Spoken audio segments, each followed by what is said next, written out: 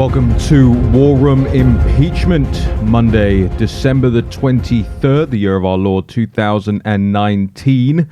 I'm Raheem Kassam with Jason Miller in the historic Breitbart Embassy on Capitol Hill. Stephen K. Bannon joining us down the line on assignment today, Christmas Eve, here in Washington, D.C. We're on the John Fredericks Radio Network, the Salem Radio Network, Newsmax TV, America's Voice.news. You can follow us on SoundCloud, Stitcher, Spotify, Google Play, and all importantly, iTunes. This is episode 86 of the War Room Impeachment Show, and we're very, very grateful for everybody out there who's been sharing it, tweeting it, Facebooking it. Every single download and play pushes us up those charts for the podcast, and that means more people are listening. Jason, good morning.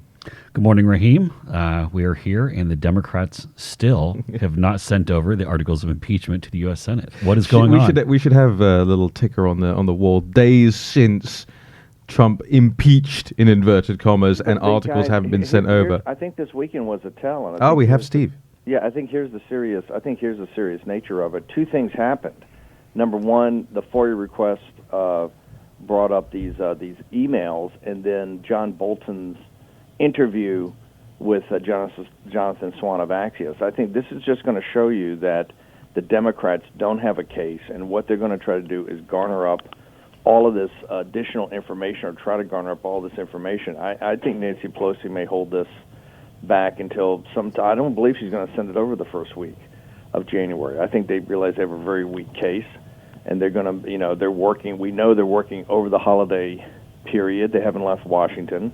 The people on the staffs, and they're going to try to get as much information as possible and add that to the bill of impeachment. This is the quest for new evidence. Will be a permanent quest for new evidence alongside a permanent impeachment. Jason, what Chuck Schumer announced this weekend in a press conference, or the last couple of days at least in the press conference, can't tell at Christmas time what's weekend and what's not.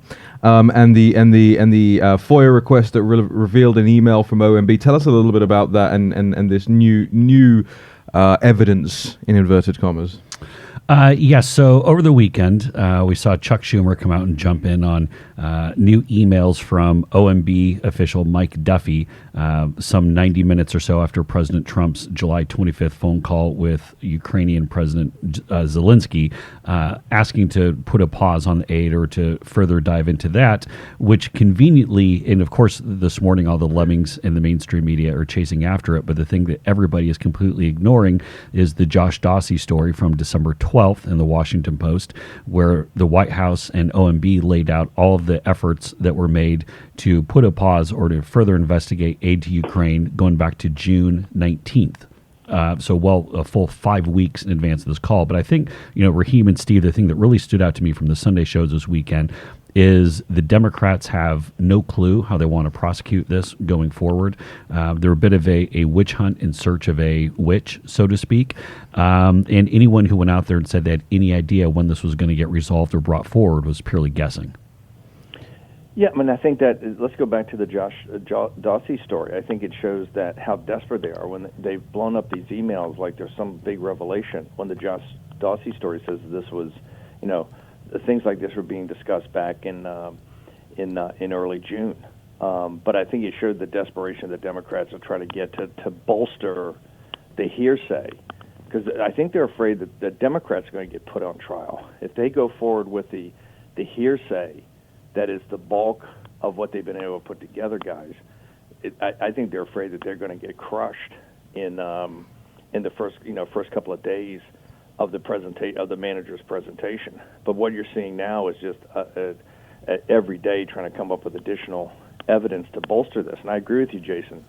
I thought the Sunday shows yesterday were a terrible day for the Democrats. It didn't show any kind of coordination, any real idea. Mitch McConnell, I think, was on Fox and Friends again this morning, saying that, hey, he and Schumer had a discussion. He wants the Clinton kind of structure, but that nothing's getting rectified over the Christmas holidays, that the Democrats have kind of gone silent. We won't know anything about this until people return in early to mid-January.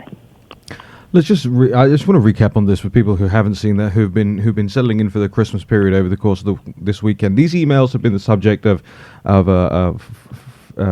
Freedom of Information inquiry that the judge weighed in on, I think, at the end of November, and said that certain things had to be released, not entirely redacted at the same time. The document in particular that the Center for Public Integrity is pointing out here is the one from White House official Michael Duffy. And Duffy says the following in an email to the Office of Management and Budget. It says, based on guidance I've received and in light of the administration's plans to review assistance to Ukraine, including the Ukraine Security Assistance Initiative, please hold off on any additional DoD obligations of these funds pending direction from that process. I mean, it's hardly this barnstorming, don't send any money until we get a Biden, Zelensky in a public box type email. This is pretty, as the Josh Dorsey story said earlier on, this is pretty routine stuff. Well, it is. And the other thing, too, that Crying Chuck was really jumping on this morning was this line in the email from Duffy that requesting to Pentagon officials to keep the information closely held to those who need to know to execute direction. This really, in my opinion, cuts against the entire quid pro quo argument because, as we know, Ukrainians didn't even know that there was a pause that was put on any of the aid until the whole story became public months later. And so they really seem to be arguing against themselves. And I going back to my point here, the Democrats are negotiating against themselves. Mitch McConnell is more than fine to just sit there and say, we don't need to go and bring this forward. And so if the Democrats want to continue to spin around in the circle and have Nancy and Chuck trying to figure out where they want to take this, I don't think the Senate really cares. Yeah, and it's worth also bearing in mind, Steve, I want to get your input on this. The Center of Public Integrity's how it's constituted, who's on its board, where it gets its funding from. It's the Omidyar Network, which is the guy behind this Bill Kristol New Weekly Standard deal. You've got the Open Society Foundations, of course, as usual, and on the board, Arianna Huffington, Christine Amanpour. This is hardly going to be a neutral outfit which presents these emails in a fair way. This is the media establishment, right? This is the new media establishment. Yeah, exactly. The other thing, too, that I think by the media and Crying Chuck jumping all over these Duffy emails, the thing that they're completely ignoring, we're going to be getting a bit more into when we come back here on Friday, they're completely ignoring the fact that the NDAAs, the National Defense Authorization Acts, for years have said that any aid to Ukraine needs to be tied into anti-corruption efforts, that governments ranging all the way back to the beginning, administrations ranging all the way back to the beginning, have hit the pause button on aid as leverage to push down, whether it be on corruption, or we saw Obama do it with Nigeria. We've seen the U.S. do it going into Lebanon. We're seeing other entities doing it, like the IMF with regard to Ukraine. This is all very pro forma. It happens with every single administration. But the overall delay in this, I do think it warrants mentioning, is going to run up to the February 3rd Iowa caucus and even the February 4th State of the Union.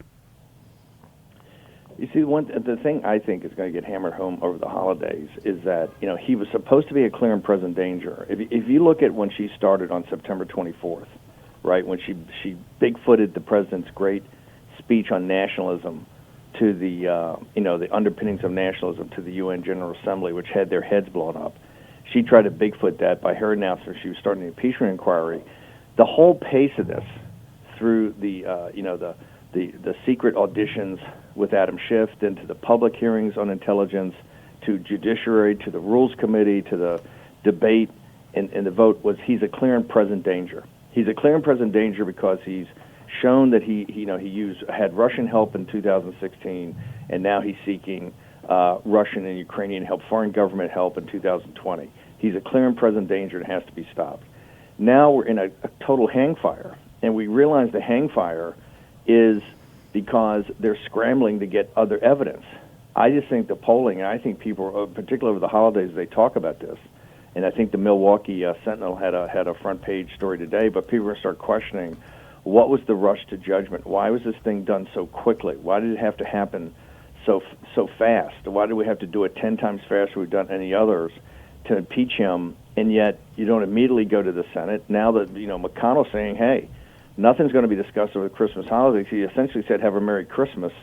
We'll revisit this back in January when they get back. And so, and now this whole rush to get, which I really think is marginalia, and they're going to every piece of marginality they're going to make like it's a huge effort. You saw where they're pushing already Susan Collins with these articles in The Hill and others to make her like the swing vote on allowing additional information. Steve, we got to take a break here, Steve. We'll continue with that thought here. War Room Impeachment, episode 87, December 23rd, 2019. We'll be right back. War Room Impeachment. Here's your host, Stephen K. Bannon. Welcome back. War Room Impeachment, episode 86.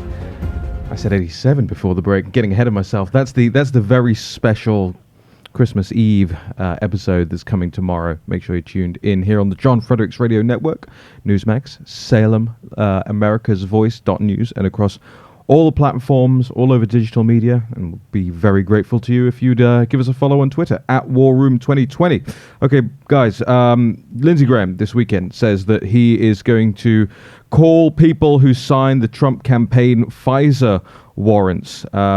The warrants specifically, not just to start the surveillance of, but there were obviously many efforts to renew the surveillance of Trump campaign Carter Page. This goes to a deeper issue I want your guys' ideas on. This goes to the issue of not a long trial and not witnesses called in, the whistleblower, etc. Do you believe that Lindsey Graham's Judiciary Committee, because I think this is the first, this is the warning shot, that he would be able to handle if he kept a short trial with no witnesses? You just went through the case they have today. When you got the vote, you take the vote, get acquitted, and move on. And that Lindsey Graham and Judiciary and other people in maybe the Senate Intel or Senate Oversight have enough grit and determination to really get to the bottom of this. I think, Steve, we're being led into some kind of false binary choice here, where it's either we go for this, it's one of the two here, and that, hey, let's have this short speed trial and we'll go and get to this, and that's the choice that we're making. I mean, to be clear, what Senator Graham told Fox News is, quote, I'm going to call every person who signed the warrant application. I'm going to find out why Brennan, why he spoke with Harry Reid to talk about the investigation. We're going to look long and hard at FISA abuses. Look at Christopher Wray. Someone needs to go to jail. I'm looking at John Durham, the U.S. attorney, to hold people criminally accountable. But, Steve, I tweeted this out yesterday, and I was shocked at how many of our rock-solid conservative allies threw the BS flag and said it's never going to happen. The actions speak louder than words, and they'll believe it when these people start getting hauled in. I tell you, the tolerance with our listeners, with our base right now, they don't believe that anything is ever going to get done. It's zero tolerance, and do you think this is well-deserved, Jason? You've been around both the movement and D.C. Do you think people's zero tolerance saying, hey, I hear it, but I've heard this talk before. I heard about the 40 subpoenas that Nunez sent over, but Paul Ryan never backed him up. I've heard all this for years and years and years. I'm tired of it. I want to see action. I want to see action in a trial. Absolutely, and people are pissed off. This Horowitz investigation took years, and then it comes out, and it's a mixed bag. Obviously, 17 FISA abuse is not a mixed bag, and that is serious stuff. But then it wasn't portrayed nearly as explosive as it should have been. I mean, you have this Kevin Kleinsmith, FBI lawyer, who's going to go to jail. I mean, like I said, his next tailored suit will be in all orange. I mean, these are some serious acts of criminality that are going on here, but people are pissed off. They're like, why doesn't anyone ever get to the bottom of it? We don't want to hear about promises. We will believe it when folks get hauled in with subpoenaed and they're brought in front of these committees, start testifying, and then they go to jail.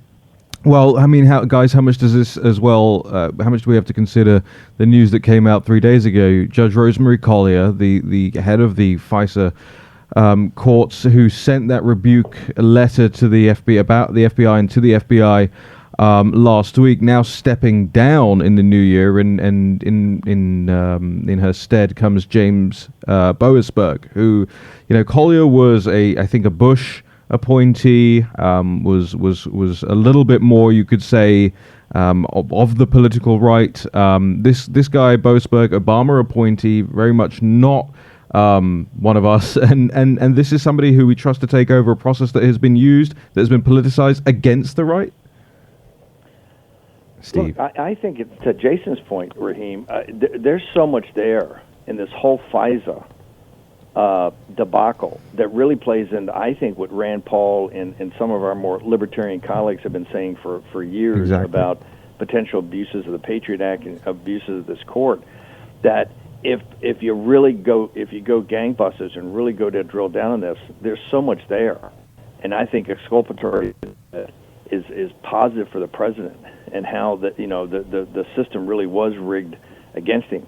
I think what the Twitter feedback on Jason's comments is that people are saying, we've heard all this before. We've heard there's going to be investigations before. We've heard that we're going to hold people accountable before, and it never happens. The only person try to hold accountable is President Trump. Yeah, I mean, I think the two go hand in hand, Jason. The reason I think there's a big problem with FISA. We lots of people like Rand Paul, as Steve says, have known that for a very long time. This has started to come out. Collier sends this letter, get your act together. We don't want this happening again. Evidence records, when you come to apply for warrants and things like that, they have to be flawless. They can't be doctored. All of the stuff that we saw happen with Carter Page and the Trump campaign. Couple of days later, there's a replacement appointed. Now, there's two ways of looking at these things, and I want to go back to what you said about the base, right? They don't believe it, and they have cause not to believe this stuff. On the other hand, you could read that and say, well, maybe they're putting this Obama guy in there because they want to throw all those people under the bus. He's the perfect fall guy for it. Wash our hands clean of the whole FISA thing. Make it a real political talking point. Who's against FISA and who's for it anymore? So, in going back to something we were talking about a moment ago, I think the other thing that many of our conservatives and our Trump supporters are concerned about, number one, that none of this ever comes up in the course of the Senate trial, that we basically prosecute things purely on the Democrats' terms. President Trump gets clear, there's the acquittal, but not the full exoneration. But I think, too, and let's not lose sight of this, what I hear from a lot of people out there is they're concerned that if we say there's going to be this back-end investigation, that we're going to get to the bottom of this after the fact, that once we get through the impeachment trial, that many of our D.C. allies are simply going to say, hey, guys, we just got through this trial, this impeachment trial. Let's focus on other issues. Let's go and focus on the economy. Everything's going in President Trump's favor. Let's just leave alone these past investigations, and they will never get to it. That's a real concern after being jerked around for so many years. That's the concern. And I think in addition, here on the trial, you're going to have global media focus on the trial of the century. God bless some of these committee meetings and the judiciary or House Intel or wherever it goes. But that will still be a kind of inside the Beltway story. The trial will actually get into the American consciousness. People who normally are lower information voters are just not that tied into the daily, give and take of politics will actually pay attention to it. That's where you've got to expose this. This trial gives you a unique opportunity to do that. That's true. And speaking of the trial, Jason, at the beginning of the show, Steve buried a little bit of a lead there, and it'll be a shock to a lot of people. The guys, the trial, we got about a minute left, so give 30 seconds. The trial, not due to begin early Jan, is a change, a massive sea change. I know you talked about it this weekend, Steve, with Bill McGinley as well. Just recap on that, 20 seconds, on why that's been pushed back and when we expect it to really start. Well, because the speaker she's not even going to deal with pulling this thing together to the first week of January. That means it's probably not even going to get to the Senate until the 15th, and we still haven't negotiated. And it's not going to be easy negotiation on the structure. You could be the mid to late January, third week of January to start. And Jason, as you know, you got we can talk about this after the break. We got State of the Union coming up, and then you've got the Iowa caucuses. That's February 3rd. Iowa caucus is February 3rd. Wow. All right, guys, we've got to jump to another break. War Room Impeachment. It is Monday, December the 23rd, 2019. We are live from the historic Breitbart Embassy on Capitol Hill. Jason Miller, Raheem Kassam, Stephen K. Bannon. We'll be back with more War Room Impeachment. Don't go anywhere right after this break.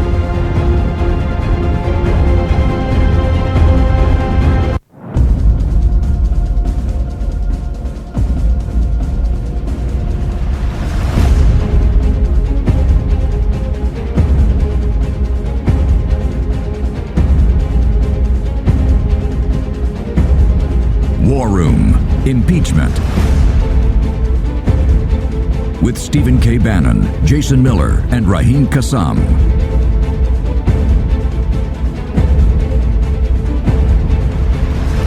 Here's your host, Stephen K. Bannon. Welcome back to War Room Impeachment Monday, December the 23rd, year of our Lord 2019. Raheem Kassam and Jason Miller broadcasting live from Capitol Hill. Episode 86 of War Room Impeachment on the John Fredericks Radio Network, Newsmax TV, the Salem Broadcasting Network, America's Voice.news. Stephen K. Bannon joining us down the line. I want to hand back over to Mr. Bannon and Mr. Miller talking about the president, but not this president, the last president, and what the president has been saying to big donors, big Democrat donors behind closed doors. Jason, why don't you tee us up on this one? Yeah, so interesting story out in The Hill this morning talking about how President Trump has been talking up Elizabeth Warren behind closed doors with wealthy Wall Street executives saying, hey guys, don't worry, she's not going to completely tank the economy. Now, that's slightly my description, probably not the same words that President Obama used. But I think this is interesting for a number of facts. Number one, what about Joe Biden? Wasn't Joe Biden President Obama's VP? So I think that's interesting. But also, too, look, President Obama, love him or hate him. I think we know where most people listening right now probably weigh in on that. But I think it's a recognition that they think that Senator Warren is the real deal when it comes to this Democratic primary field. And if you saw the debate the other night, you'd probably think the same thing. Really? Steve? I think this is a huge development. It's also the placement. It wasn't just a story on the Hill. It was the lead story on the Hill. Yes. It even took Niall Stenag's memo and bumped it down. So this is trying to be emphasized. I think this is a huge development. As we've heard, one of the biggest problems she's had is with the hedge fund and other major donors to the Democratic Party, which are obviously very concerned about her entire economic program. Not just, and people should understand this, are not just concerned about the taxes and the taxes on assets. They're really deep concern among a number of Democrats on Wall Street and industry about her program might actually tank the economy and tank the stock market.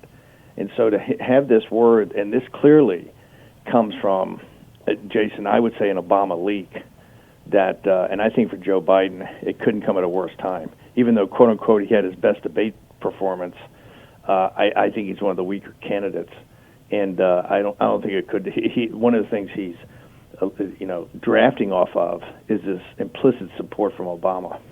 One of the things that sticks in my mind from one of the early Democrat debates, and we can laugh at Eric Swalwell all we want, but at that moment, that cringe moment where he says, pass the torch, last Dem debate, you really did feel that the torch was being passed. You really feel like people were talking past and over Joe Biden and to some extent Bernie Sanders, with Klobuchar and Mayor Pete Buttigieg having their own tete-a-tete, people going at each other. They don't see him as the compelling lead candidate. They still see that everything is to play for there, despite what the media might say about Biden being number one. Remember, they have to plug Biden because they have to say that the president tried to take out the leading and most scary political adversary for the 2020 election campaign. So they continue to pump Biden up. But actually, it looks like from both a Democrat grassroots perspective and from President Obama's perspective, Biden ain't it, Jason. No, he's not. And I mean, this is the longer this goes, and with President Obama making comments like this behind the scenes, and you see Mayor Bloomberg jumping in, and ultimately, Steve, I think you and I won't speak, Raheem, do you still think Secretary Clinton jumps in? Oh, I'm a little bit more on the fence than you guys, okay. But I want to believe. Okay, look, I mean, this is the reason. It reminds me of that old X-Files poster that was in Mulder. Yeah, it was in Mulder's office. That I want to believe poster. It's in the background. I need to get one with you and Steve are the Mulder and Scully of Republican politics. But look, this is a reason. If you're Secretary Clinton and you're looking around right now, think how much money she raised on Wall Street. Remember the leaked speeches, everything that came out. She's got to be looking around saying, wait a minute, Wall Street guys, Elizabeth Warren? No, I'm the real deal. So I think Secretary Clinton's got to be reading this story. She's probably happier than anyone else on the planet about it this morning. Real quickly before we leave this topic is that I just want to follow up on the timing because it impacts. I thought the debate the other night, and Raheem and you, I know you and I disagree, but I think when they're pumping up Klobuchar, how terrific she was, and I thought, good Lord, that was so fleet average. But, thinking of how this trial could actually take those people, even though they're in the witness protection program today, but put them even more so, Jason, how do you think as this trial rolls out, you've got the State of the Union, you've now got, no clear front runner in the field when you look on a state-by-state basis, and it looks like they could, miss all the campaigning, and you know how important retail campaigning is. Cliffhanger, Steve, we've got to jump to another break. We'll get Jason's response to your question after these short messages. War Room Impeachment, Stephen K. Bannon, Jason Miller, Raheem Kassam, live from the historic Breitbart Embassy. We'll be right back. Miller, Kassam. War Room Impeachment. On the John Fredericks Radio Network. And we're back. War Room Impeachment, episode 86, Monday, December the 23rd, 2019. Stephen K. Bannon, Jason Miller, Raheem Kassam. Steve, I hate to have cut you off at the end there, just keeping a tight show clock. Here. But I just want to hear Jason's ideas, because this is all going to hit like a freight train coming when people come back. That's why these shows, we'll talk about our specials. Yes. In the last segment, but these shows were 7 days a week, and one of the reasons is to prep people, particularly the grassroots, the people that are the hardcore Trump supporters, to understand what's going to happen in January. January is just going to hit like a flood with so much going on. The House having to actually fulfill the impeachment, the Senate negotiating, the trial starting, the State of the Union, at the entire time that the Democrats should be flooding Iowa, New Hampshire, and South Carolina, which are all going to hit in February, bang, bang, bang. I mean, we've never seen in American history a political season like it's about to be upon us. Right. And the other thing, to your point, Steve, this is going to make it really tough for any of the 2020 Democratic candidates to get their messages out. Everything is going to be consumed by impeachment. And not only that, when you go to the actual physical demands of this, when you're sworn in as a juror in the Senate, you have to be there rear end, sitting in the chair 6 days a week. It'll usually start every day, probably around noon, maybe 12:30, run until 5 or 6 p.m. This will be every day, 6 days a week. There's no time to go to Iowa or to pop up to New Hampshire. We're going to start, I can already see the process stories being written of Senator Warren and Senator Sanders and the other three Democrats in the Senate running for president doing their teleconferences and things like that.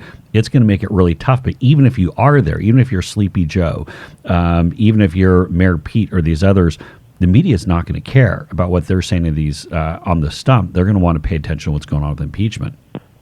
Also, no devices. When they're jurors, there's no cell phones, there's no iPhones, there's no iPads, no computers. You got to sit there and listen to this day in and day out, and I think pass questions to the Chief Justice. But you're literally disconnected from the electronic sphere and everything that's going on in your campaign and other places as you sit for here. It's going to be a lot of bathroom breaks.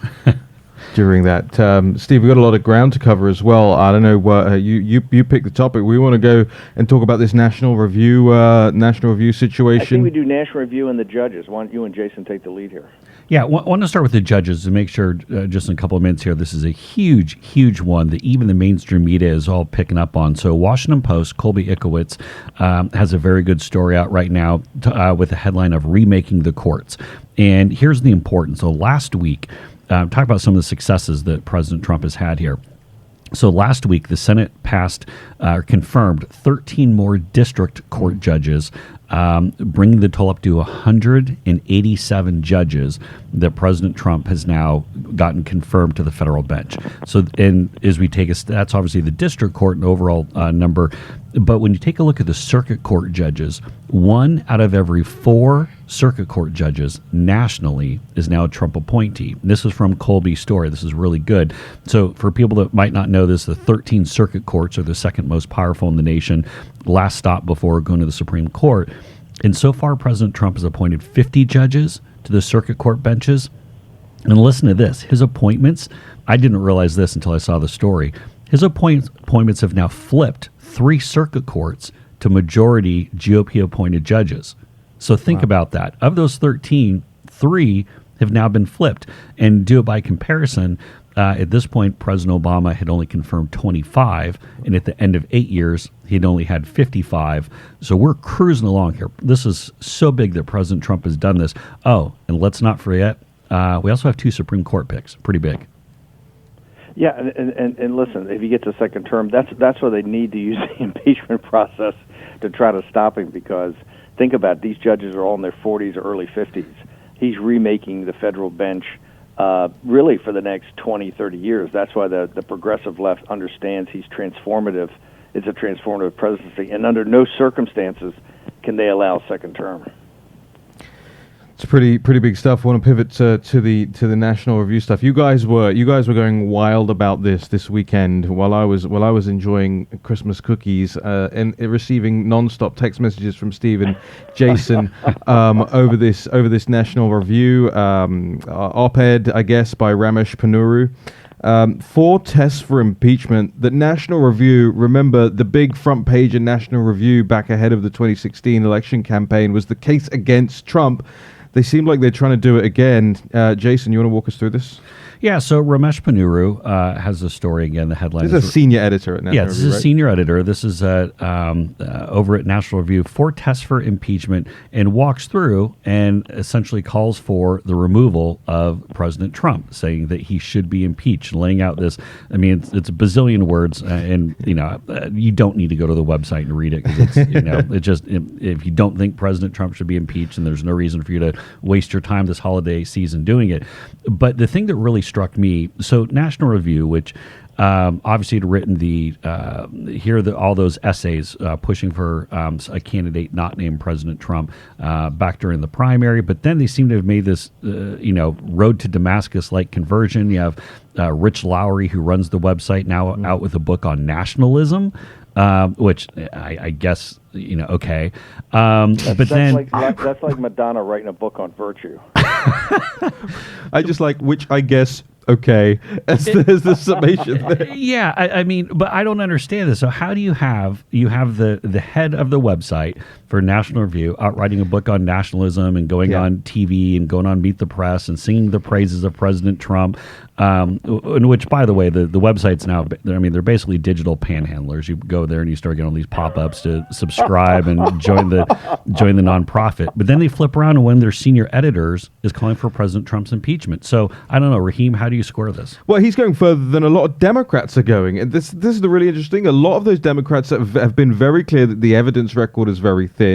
Jonathan Turley, the only non-emotional character of the law experts, the constitutional law experts, saying the evidence record is too thin. Meanwhile, National Review, which, by the way, I don't like that they use the word national. They're not allowed to use the word national. Global Review says that there is not just impetus to impeach the president in the House, but to remove him from office. And by the way, the article by Ramesh is so thin in and of itself. It doesn't see. Here's the thing. Here's the tell. It doesn't even say at the beginning, abuse of power and blah blah. It says dereliction of duty, and the dereliction of duty, as Ramesh puts it, is basically anything Ramesh Ponnuru says the president didn't do that he should have done. Steve, here's what I think the meta narrative we're going to focus on right after Christmas is that you're seeing a convergence of forces of the reactionary part of the Republican Party that will not allow the Republican Party to be turned into truly a populist party, right,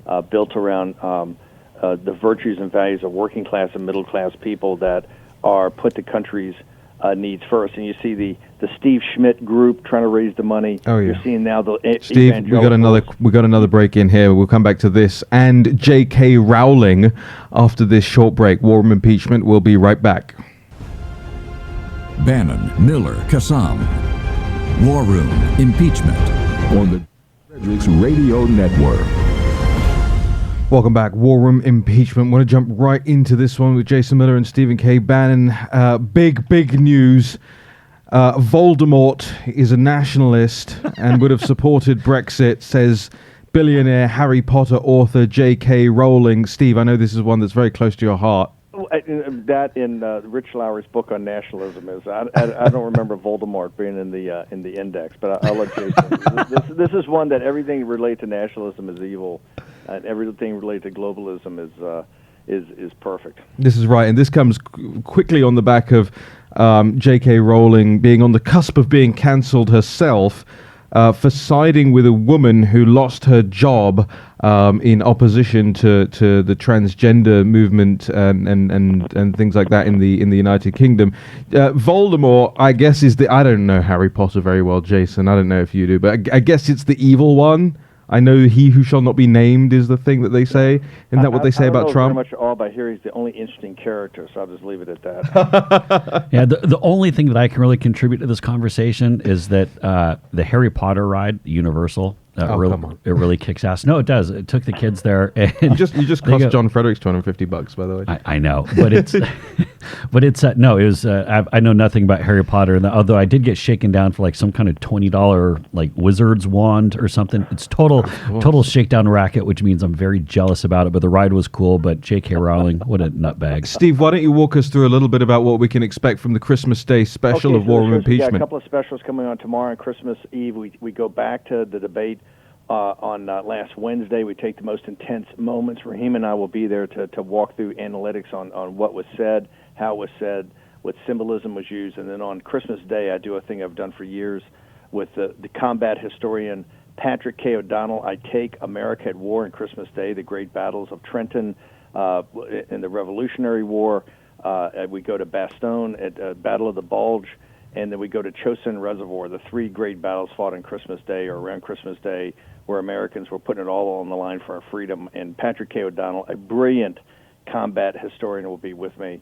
And then, Raheem, we've got you and Boxing Day on the media. That's right. I'm joined by Greg Manns from the War Room here, and Matthew Palumbo, who's the content manager for the Bongino Report, where we break down on Boxing Day the how the media has reported the impeachment saga so far, and what we can expect going forward. It was a great show. And just while we're at it, I mean, I know I've been plugging Bongino Report a lot on this show. I also want to give a shout out, Steve, to some of the other aggregation sites that are out there filling that Matt Drudge void, that have been linking back to us and have some great content. CitizenFreePress.com and WhatFinger.com. They're sending us immense amounts of traffic, and we're very grateful for it. We've got about 30 seconds left to go, gentlemen. Anything to do here? Subscribe to the podcast.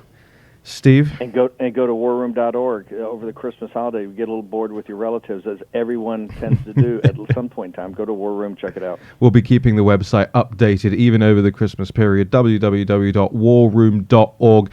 And around that Christmas table will be the perfect time to say to each and every one of your family members, Merry Christmas. Whip out your phones, download, subscribe to the War Room podcast. I'm Raheem Kassam. I've had Jason Miller, Stephen K. Bannon on the John Fredericks Radio Network, Salem Radio Network, America's Voice.news, and everywhere else. We're so grateful. Have a very Merry Christmas.